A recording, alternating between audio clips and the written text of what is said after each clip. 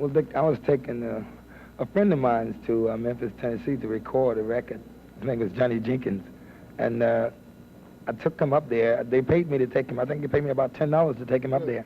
They're great to me. I had a lot of offers and a good time since I've been here. Do you like recording live in front of an audience? Yes, I do. Otis Redding, the name that once shook America, hailed as the King of Soul, left this world at just 26, leaving behind an immortal musical legacy and an unfillable void. His brilliant career shattered in a fateful accident just as his star reached its zenith. But what haunts people is not only his sudden death, but what he left behind.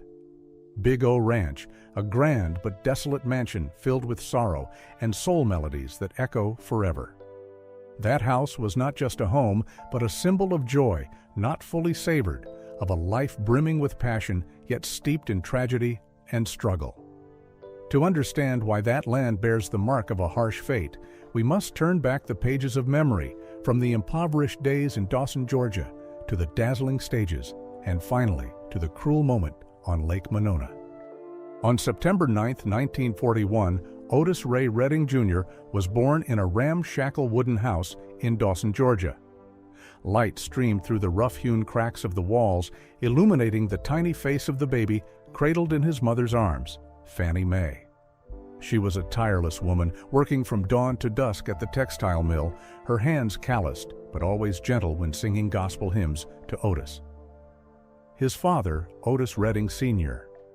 I was a preacher at Vineville Baptist Church, his warm voice unable to mask the anxiety of the financial burdens weighing on the family.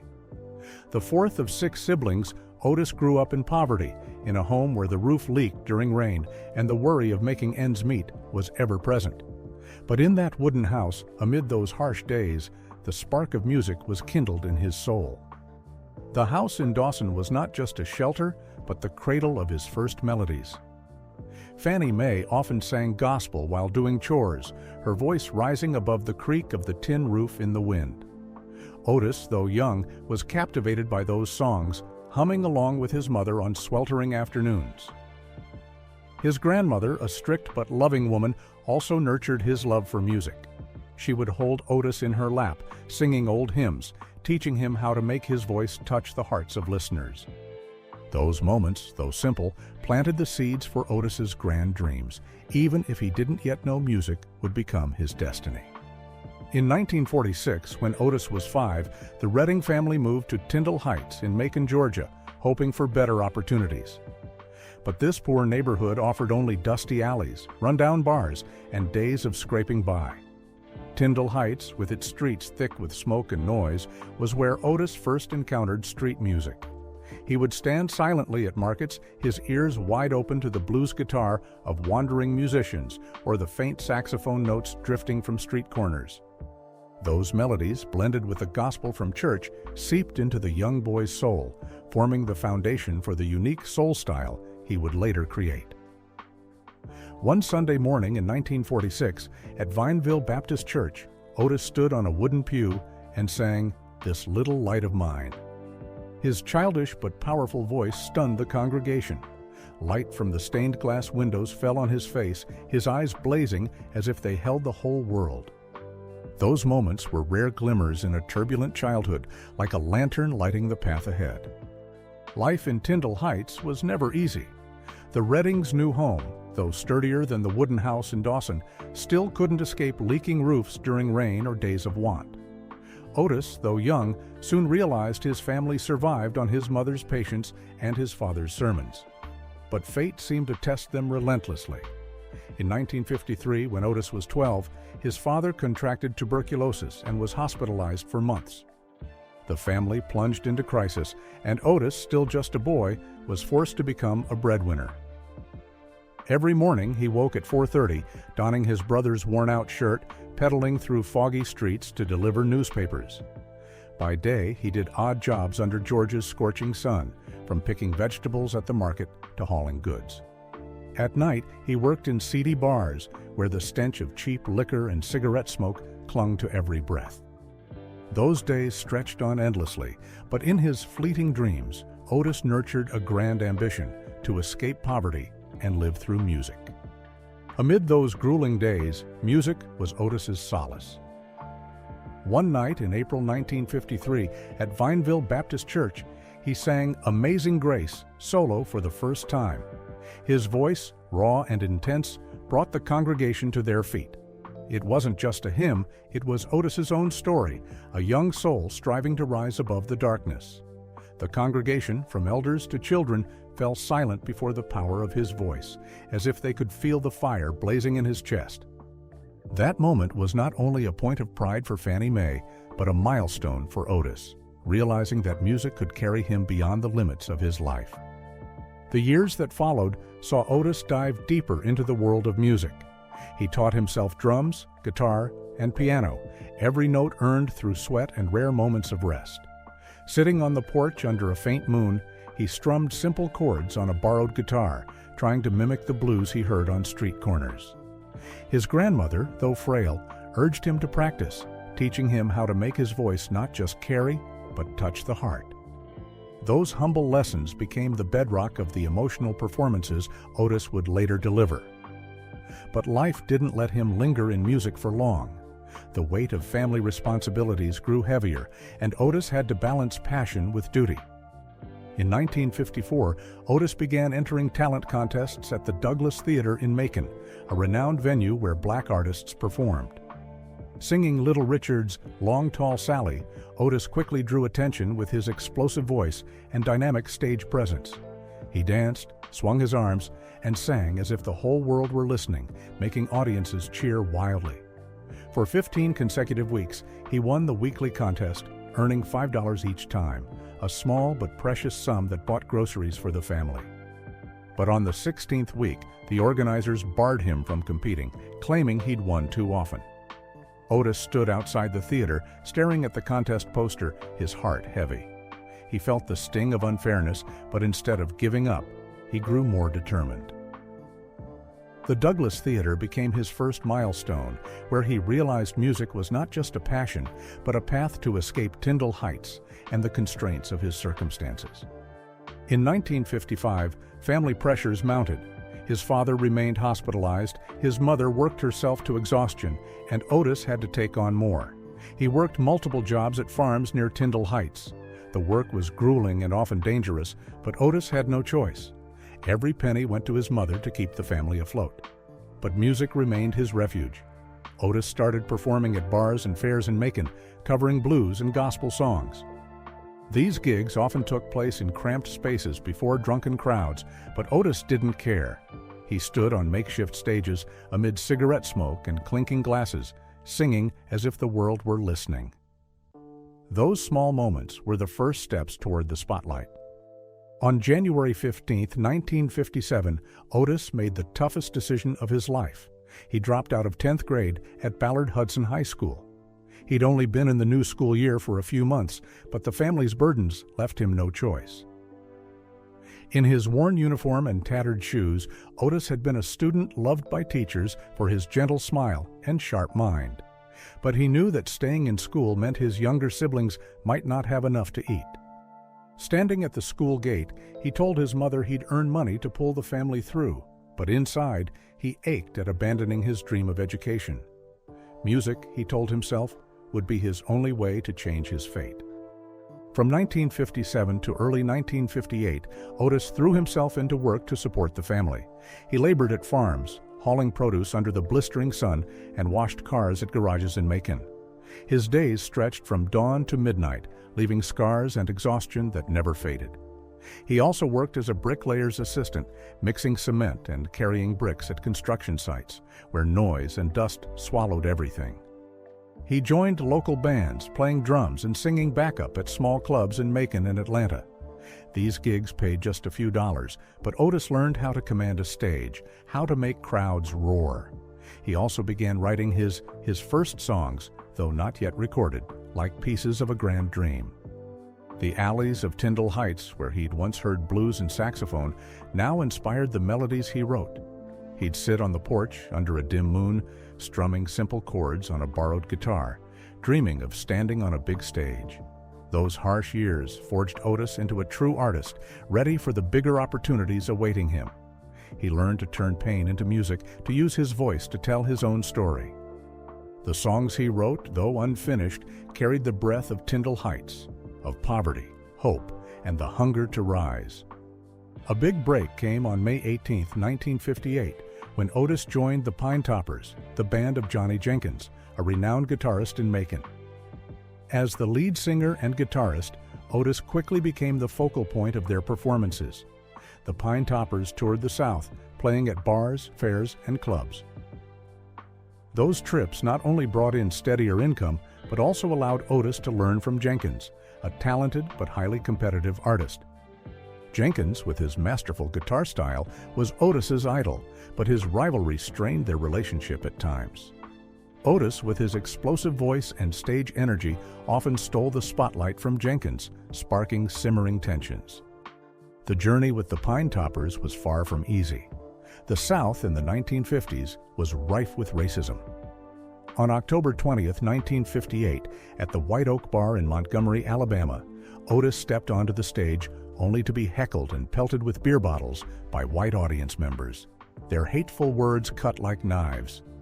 "Get out of here, black boy." Otis stood frozen, the microphone trembling in his hand, but he didn't back down. He sang, his voice resonating through the room as if to prove his music was stronger than any prejudice. That night, he sat alone on the band's bus, staring out the window, realizing the path he'd chosen was not just a fight for fame, but a battle for dignity. Touring with the Pine Toppers taught Otis invaluable lessons. He learned how to face crowds, how to turn pain into strength, and how to keep his passion alive through exhausting days. During this time, his personal life was also changing. At a gig in Macon, he met Zelma Atwood, a 16-year-old with a radiant smile like sunshine. Zelma, with her strong spirit and warm heart, quickly became Otis's partner. They fell deeply in love despite life's hardships. In 1960, Zelma became pregnant, and their son, Otis III, was born on March 15, 1960. Having a child before marriage brought gossip from the community, but their love never wavered. At just 19, Otis grew even more determined to build a career to support his family. He told Zelma he'd give her and their son a better life, though the road ahead was full of thorns. On October 10, 1960, a major turning point came at Stax Studio in Memphis, Tennessee. The Pine Toppers were invited to record, but Johnny Jenkins struggled in the studio, unable to meet the producer's demands. Otis, initially there just to sing backup, was given a chance to step up. With a simple piano and his booming voice, he recorded "These Arms of Mine" in a single take. The studio fell silent, swept away by the power of his voice. Jim Stewart, Stax's owner, immediately offered Otis a solo contract, but this decision fractured his relationship with Jenkins, who felt overshadowed. Whispers of betrayal began circulating in Macon's music scene, sowing seeds of future tensions. Jenkins, though not openly confrontational, let his discontent slip through veiled remarks, and rumors soon reached local fans, especially those loyal to him at the Harlem Club. On November 22, 1960, Otis returned to the Harlem Club, where he'd once performed with the Pine Toppers. But this time, the room didn't welcome him as before. Some audience members, stirred by rumors that Otis had sold out Jenkins to pursue a solo career, booed and threw beer cans at the stage. "Sold out, Johnny," one shouted. Otis gripped the microphone, his eyes filled with pain, but he kept singing, his voice a defiant response. That night, he left the stage with a heavy heart, realizing the road to fame was not only challenging, but laced with invisible wounds. Leaving the Pine Toppers to go solo was a major turning point, but it thrust Otis into a phase full of challenges. On August 8, 1961, he and Zelma married in a simple ceremony at Vineville Baptist Church. Zelma, in a pristine white dress, was the only light in Otis's life. But married life wasn't easy. With meager earnings from small gigs, they lived in a cramped apartment in Tyndall Heights, where cold nights were warmed only by their love. Otis often sat at the kitchen table, watching Zelma cradle Otis III, his heart heavy with the responsibilities of being a father and husband. He knew that to give his family a better life, he had to succeed in music, but that path was fraught with traps. In late 1961, Otis signed with Confederate Records, a small Macon label, hoping it would elevate his career. He believed the label would open doors to bigger stages, but the contract was riddled with unfavorable terms. Lacking legal experience, Otis didn't see the trap he'd fallen into until it was too late. But he didn't let those obstacles stop him. With a heart full of ambition and a voice brimming with power, he was ready to face any challenge to make his dreams come true, not just for himself, but for the family he cherished. With the contract signed with Confederate Records in late 1961, Otis Redding entered a new phase where his musical dreams began to take shape. But the road ahead held not only glory, but also traps and trials. He carried a burning desire to provide a better life for Zelma and Otis III, but each step forward came with unseen scars.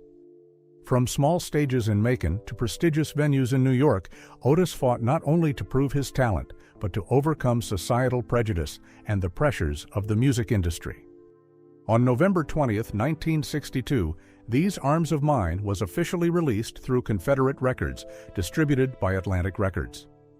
The song, recorded at Stax Studios on October 10, 1960, was the result of a fluke opportunity when Johnny Jenkins faltered in the studio.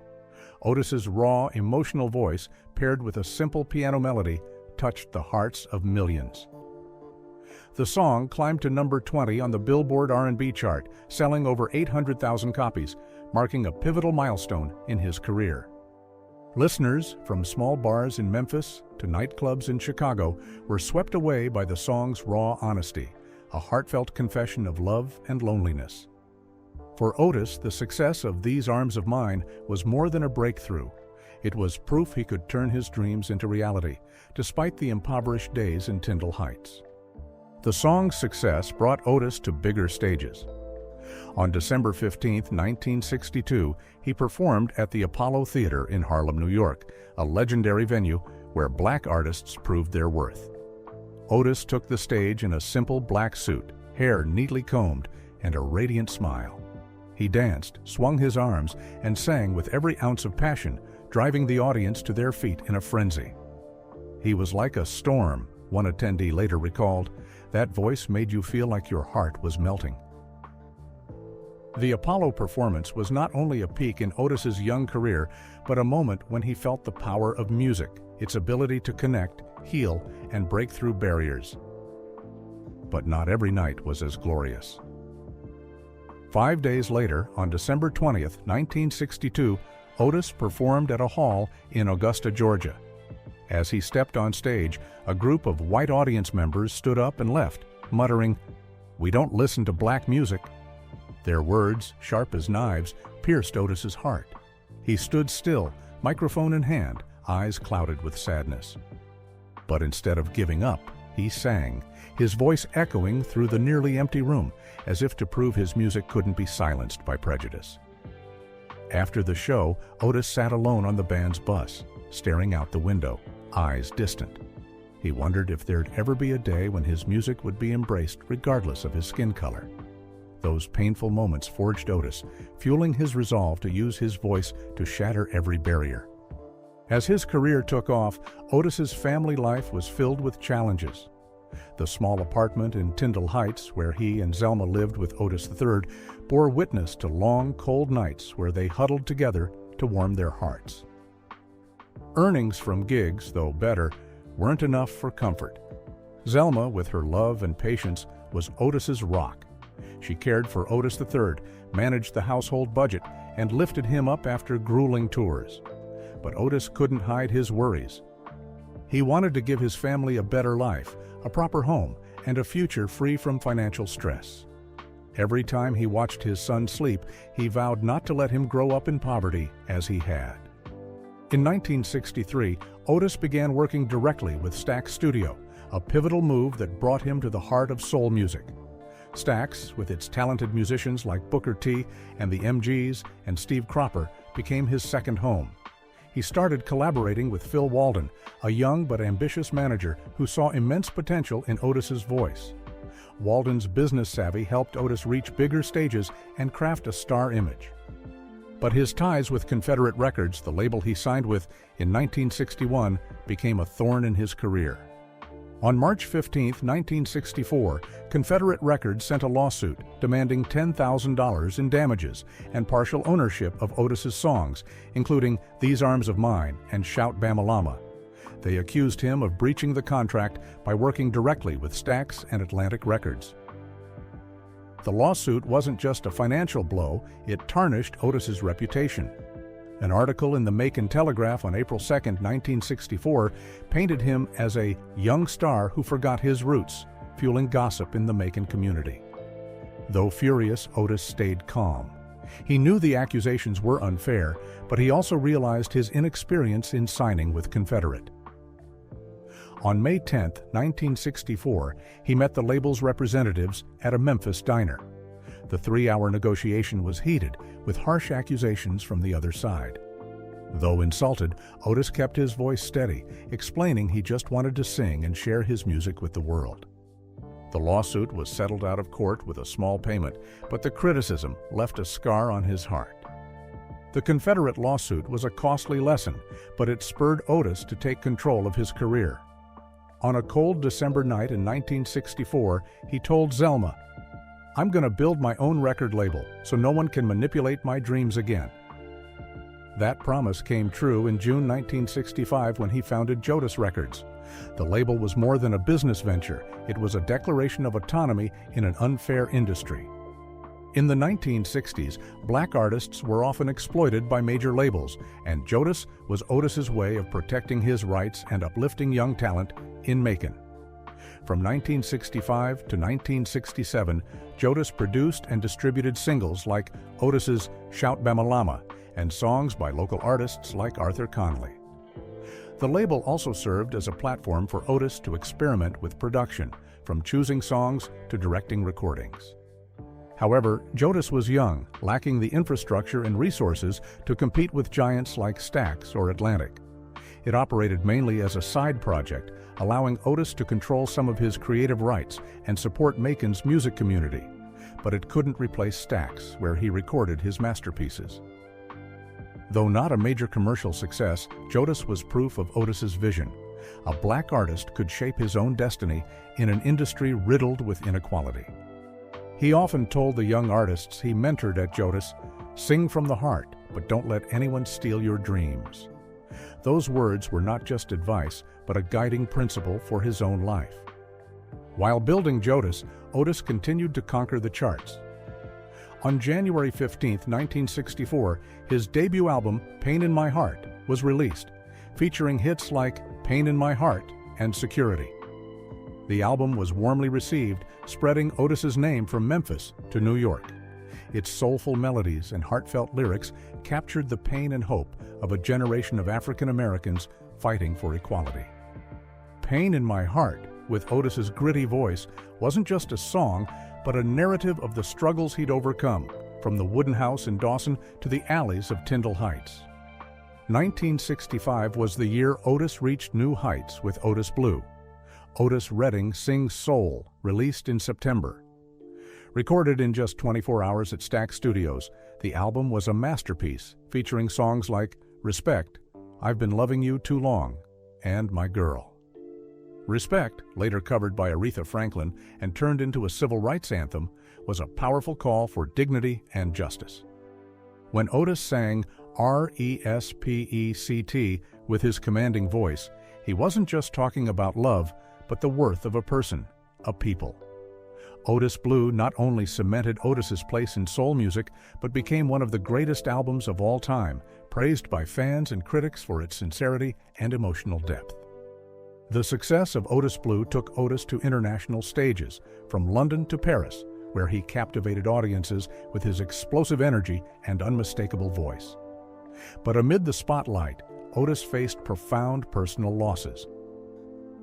On March 12, 1965, his grandmother, who once held him and sang hymns in Tyndall Heights, died of a stroke.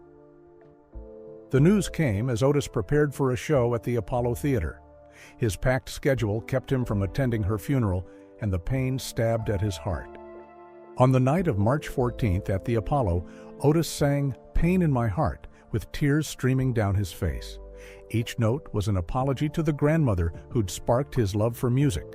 The audience fell silent, feeling his grief, unaware he was screaming inside, longing to rush back to Macon, to hold on to memories that had slipped away. Amid those hectic days, Otis found great comfort in his family. Zelma, with her radiant smile, was his unwavering support. In 1963, they welcomed their son Dexter, and in 1964, their daughter Demetria was born. The family of four, though living in a cramped apartment, was filled with love. But Otis never stopped dreaming of a bigger home where his kids could grow up without want. That dream came true in July 1965 when he bought Big O Ranch, a 300-acre estate in Round Oak, Georgia, 20 miles from Macon, for $35,000. The 5-bedroom wooden house, with a wide porch overlooking an ancient oak and a small pond shimmering in the sun, was where he wanted to build a home for his family. In the music room, he set up a piano and guitar, where he wrote My Lover's Prayer on a Quiet Night in 1966. Zelma managed the cattle barn and shed, though she often grumbled that the ranch ate up money faster than they could earn. Otis just laughed, hugged her, and said, "This is our home. Things will get better." Big O Ranch was more than a house. It was a symbol of what Otis had achieved after years of struggle. He stood on the pasture, breathing the fresh air, his eyes alight with thoughts of the future. But he never imagined that, just 2 years later, the ranch would become a battleground where Zelma would fight to preserve his dream. Those fleeting days at Big O Ranch were Otis's happiest, where he could be a husband, a father, and an artist, all in the same moment. The success of Otis Blue and Big O Ranch marked the peak of Otis's career and life, but it also ushered in greater pressures. He began to feel the weight of fame, the responsibility to his family, and the expectations from Stax and fans. Every performance, every song, was a chance to prove his talent, but also a challenge to keep his heart steady amid life's storms. As 1965 ended, Otis stood on the porch of Big O Ranch, watching his kids play under the sunset, vowing to keep fighting, not just for himself, but for those he loved and the music that had saved him.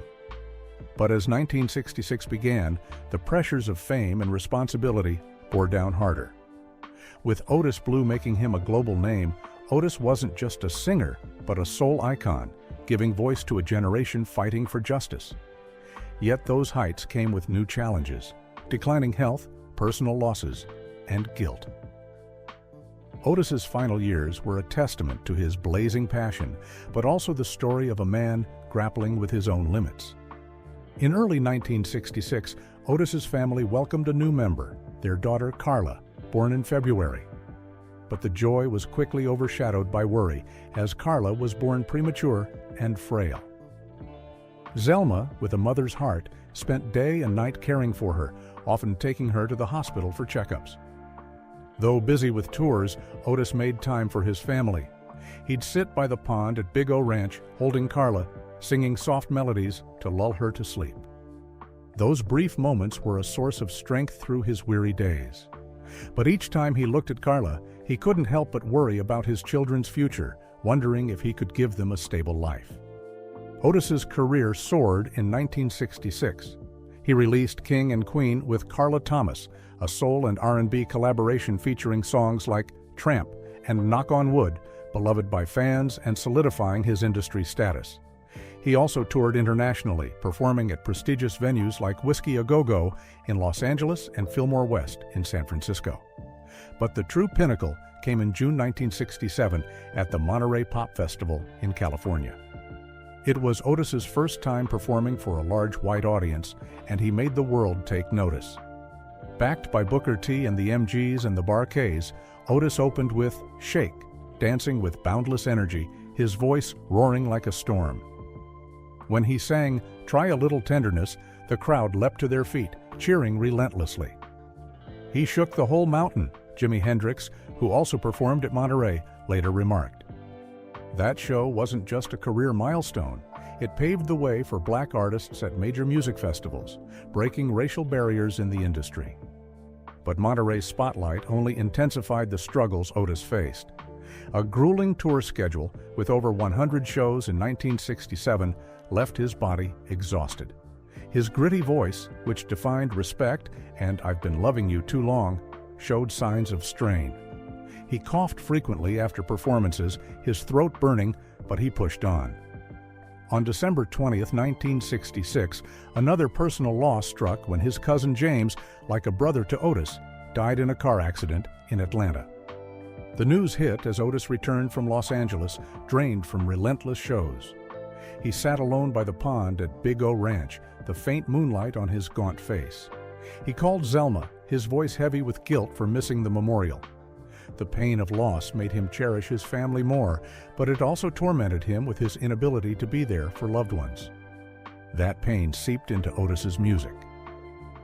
At a charity concert in Macon in early 1967, he donated all ticket proceeds to struggling families, as if atoning for his absences. At Vineville Baptist Church, singing "My Mother's Eyes," he looked at his mother, Fannie Mae, and dedicated the song to all mothers, grandmothers, and departed souls. His voice trembled, as if begging forgiveness from the beyond. That pain was poured into "Sitting on the Dock of the Bay," written in the summer of 1967 while resting on a boat in Sausalito, California. With its gentle melody and introspective lyrics, the song was a reflection on loneliness amid fame, where Otis felt like a driftless boat on life's stormy seas. He told co-producer Steve Cropper it was the most honest song he'd ever written, as if he sensed his time was running short. On September 5, 1967, at Baptist Memorial Hospital in Memphis, Otis lay still on a bed, his panicked eyes fixed on the stark white ceiling. He'd just been diagnosed with vocal cord polyps, the result of a brutal performance schedule and nights singing until his voice gave out. The doctor warned that surgery was necessary, but couldn't guarantee his soulful tone would survive. In a thin hospital gown, Otis clutched Zelma's hand, whispering that without his voice, he'd have nothing. Zelma, eyes red, squeezed his hand, assuring him he'd pull through. But her gaze betrayed unease, as if sensing a nightmare looming. The surgery on September 10th lasted 3 harrowing hours. When Otis woke, he couldn't speak, only scribbling shakily on paper, asking if he'd be okay, his handwriting trembling like his breaking heart.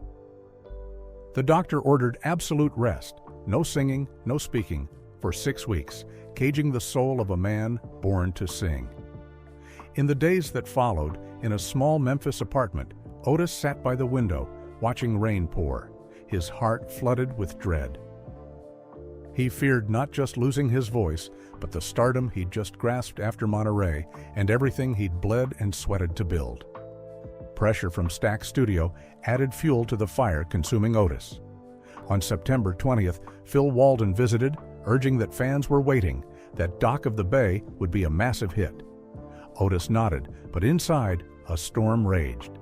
Rumors spread among Booker T and the MGs that Stax was considering a replacement singer if he didn't recover in time. In early October at Stax Studios, Steve Cropper let slip that some thought he should rest longer. Though limited in speech, Otis growled that no one could replace him, his eyes blazing but masking fear. He felt the world turning its back, ready to erase him from the stage lights. By early December, Otis was deemed recovered and returned to the stage at the Regal Theater in Chicago. He danced, swung his arms, his raspy voice booming through "Shake," making the audience forget the winter chill. But backstage, he collapsed into a chair, gasping, sweat streaming. Ben Cawley, the Bar-Kays trumpeter, asked worriedly if he was okay. Otis gave a weak smile, saying a nap would fix him. He was eager for the next show at the Factory nightclub in Madison, Wisconsin on December 10th, but a strange feeling made him call home more often. On December 8th, he called Zelma from a Detroit hotel, saying he'd dreamed of Big O Ranch, shrouded in fog. Zelma laughed, telling him not to worry, but she felt uneasy too. On the morning of December 10, 1967, at Burke Lakefront Airport in Cleveland, Otis bundled in a heavy coat against the Souda-Sea cold, called Big O Ranch from a payphone. Zelma answered, her voice tired from caring for Carla. Otis excitedly said he'd fly to Madison that afternoon, promising to return after the show to prepare for Christmas, asking Zelma to buy a big tree for the kids. Zelma cautioned him about the bad weather, but Otis reassured her everything would be fine, asking her to kiss the kids for him. The call lasted less than 5 minutes, but Zelma sensed something was wrong. She stood by the window, staring at the fog-covered fields, muttering prayers for him all morning. That afternoon, Otis and his entourage boarded a Beechcraft H-18. The sky was overcast, with icy winds from Lake Erie. Pilot Richard Fraser checked the plane and reported weather warnings of thick fog and possible icing. Otis asked if it was safe. Fraser nodded, boasting he'd flown in worse. Though uneasy, Otis trusted the pilot. Ben Cawley, seated beside him, noticed Otis was quieter than usual, his gaze distant through the window. As the plane took off, the engine roared unsteadily. Around 3:25 p.m., 4 miles from Madison, the plane flew abnormally low over Lake Monona. Cawley heard the engine sputter, shouting something was wrong. Otis urged calm. But 2 minutes later, at 3:28, the plane lost contact. It crashed hard into the icy water, shattering into pieces. Cawley escaped, surfacing on the lake, screaming for Otis, but only waves answered. When Otis's body was recovered, he was still strapped to his seat, unable to break free. At Big O Ranch, Zelma was decorating the Christmas tree, longing for her husband's return, when Phil Walden called that afternoon, December 10, 1967, his voice shaking with news of the crash. Only Ben Cawley survived. Zelma screamed, dropping a glass ornament, collapsing to hug her 4 children, Otis III, Dexter, Demetria, and Carla, sobbing uncontrollably.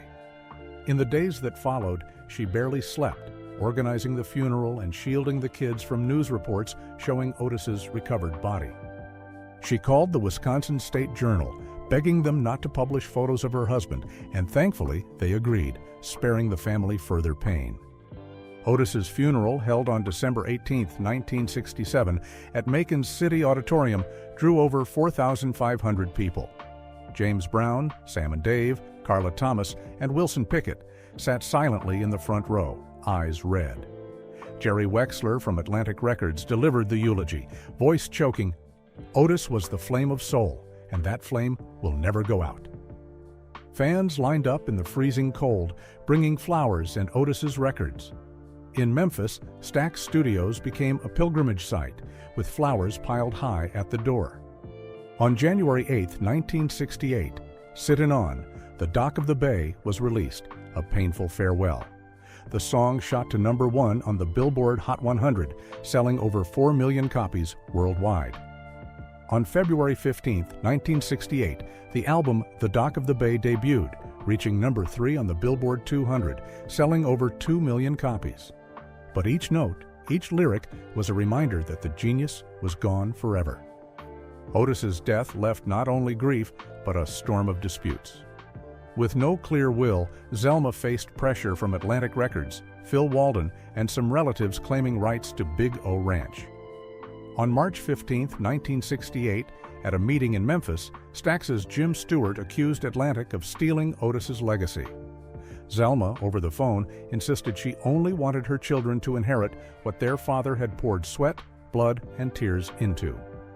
On August 1, 1968, she founded Redwall Music Co.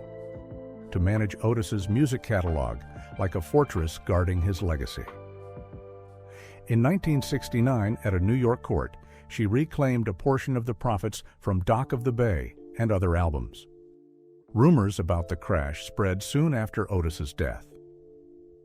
On January 15, 1968, a Rolling Stone article questioned whether Phil Walden or Stax pressured Otis to fly in bad weather.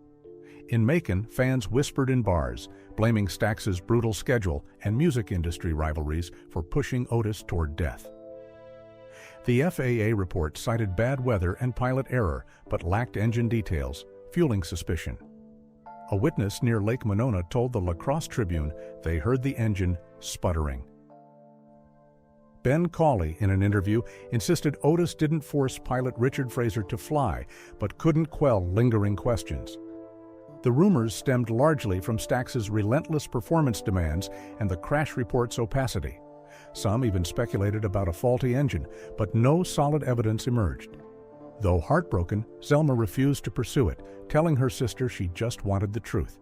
But that truth might forever be a locked door. Zelma turned Big O Ranch into a memorial, preserving song drafts and Stax contracts like treasures. Maintaining the ranch was a burden, but the dock of the bay's sails kept her afloat. On June 15, 1997, a memorial plaque for Otis was unveiled at Lake Monona inscribed, "In memory of Otis Redding, the King of Soul." On November 10, 2002, the Otis Redding Memorial Bridge opened in Macon, and a statue at Waldo E. Martin Jr. Park became a pilgrimage site. In 2007, Zelma founded the Otis Redding Foundation, offering music scholarships to Macon's youth, carrying on Otis's dream. In 1999, Otis was honored with a Grammy Lifetime Achievement Award, and in 2024, he received a star on the Hollywood Walk of Fame.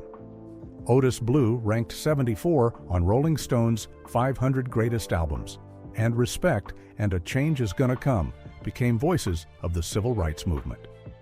But Otis's greatest legacy isn't in numbers, it's the soul flame he ignited, burning forever in the hearts of millions, though fate stole him away on a cold afternoon in 1967.